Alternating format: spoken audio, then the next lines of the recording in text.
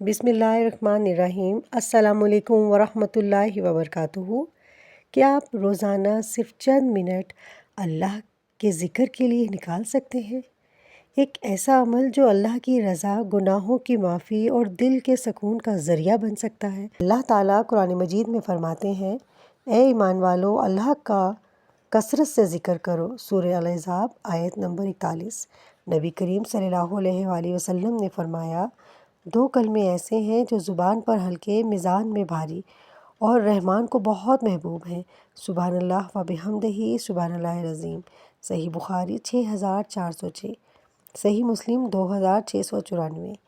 اس طرح رسول اللہ صلی اللہ علیہ وسلم خود بھی کثرت سے استغفار کرتے تھے، صحیح بخاری 6307۔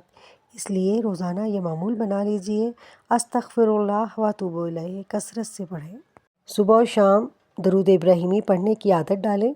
ان اذکار سے اللہ کی رحمت، مغفرت اور قرب حاصل ہوتا ہے۔ والدین، اولاد اور اپنی دنیا اور آخرت کے لیے خوب دعائیں کریں، کیونکہ دعا بھی عبادت ہے۔ اگر آپ بھی آج سے یہ معمول شروع کر رہے ہیں تو کمنٹ میں لکھیں الحمدللہ۔ اللہ تعالیٰ ہم سب کی مغفرت فرمائے، ہمارے والدین پر رحم فرمائے، ہماری اولاد کی حفاظت فرمائے اور ہمیں اپنی رضا نصیب فرمائے، آمین۔